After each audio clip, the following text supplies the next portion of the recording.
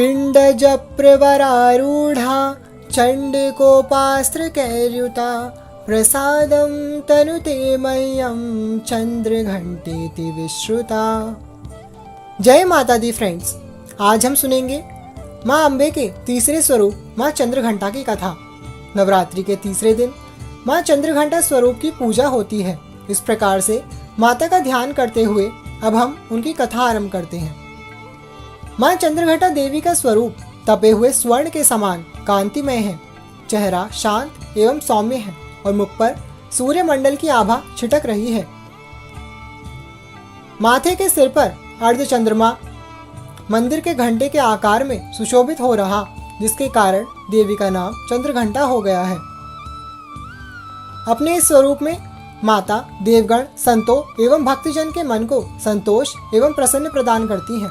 माँ चंद्रघंटा अपने प्रिय वाहन सिंह पर आरूढ़ होकर अपने 10 हाथों में खड़ग, तलवार, ढाल, गदा, पाश, त्रिशूल, चक्र, धनुष भरे हुए तरकश लिए मंद मंद मुस्कुरा रही होती हैं। इस देवी की कृपा से साधक को अलौकिक वस्तुओं के दर्शन होते हैं, दिव्य सुगंधियों का अनुभव होता है और कई तरह की ध्वनियाँ सुनाई देने लगती हैं। इन क्षणों में साधक को बहुत सावधान रहना चाहिए।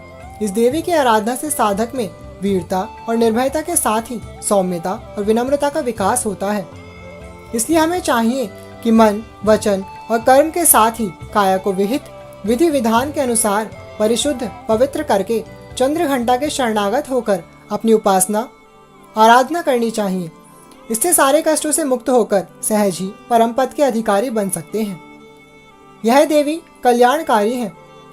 माँ चंद्रघंटा की पूजा करने से जातक के सभी पाप नष्ट हो जाते हैं और जन्म जन्म का डर समाप्त हो जाता है और जातक निर्भय बन जाता है। माँ चंद्रघंटा की कथा इस प्रकार से आती है कि देवताओं और असुरों के बीच लंबे समय तक युद्ध चला। असुरों का स्वामी महिषासुर था और देवताओं के इंद्र। महिषासुर ने देवताओं पर विजय प्राप्त कर इंद्र का सिंहासन प्राप्त कर लिया और स्वर्गलोक पर राज्य करने लगा। इसे देखकर सभी देवतागण परेशान हो गए और इस समस्या से निकलने का उपाय जानने के लिए त्रिदेव ब्रह्मा, विष्णु और महेश के पास गए।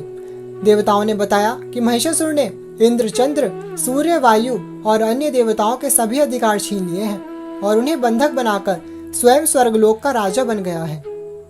देवताओं ने बताया कि महिषासुर के अत्याचार के कारण अब देवता पृथ्वी पर विचरण कर रहे हैं और स्वर्ग में उनके लिए स्थान नहीं है। यह सुनकर ब्रह्मा, विष्णु और भगवान शंकर को अत्यंत क्रोध आया। क्रोध के कारण तीनों के मुख से ऊर्जा उत्पन्न हुई। देवगणों के शरीर से निकली ऊर्जा भी उस ऊर्जा से जाकर मिल गई। यह 10 दिशाओं को व्याप्त होने लगी।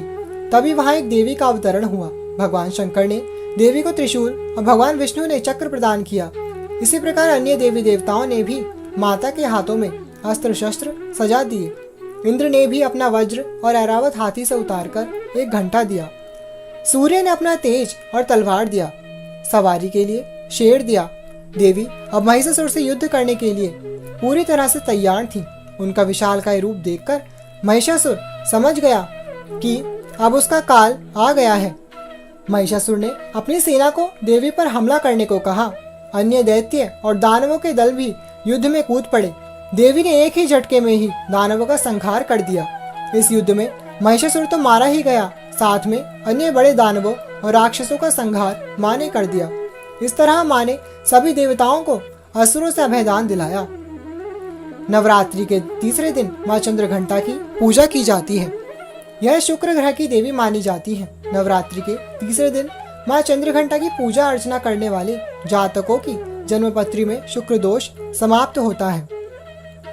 माता की आराधना का दूसरा मंत्र है या देवी सर्वभूतेषु शांति रूपेण संस्थिता नमस्तस्यै नमस्तस्यै नमस्तस्यै नमो नमः।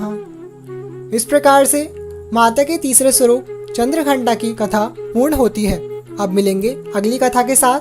वीडियो को लाइक किए बिना बिल्कुल भी मत जाइएगा और हमसे जुड़े रहने के लिए चैनल को जरूर सब्सक्राइब कीजिएगा और बेल आइकन को भी प्रेस कर दीजिएगा ताकि हमारे आने वाले वीडियोस का नोटिफिकेशन सबसे पहले आपको मिले।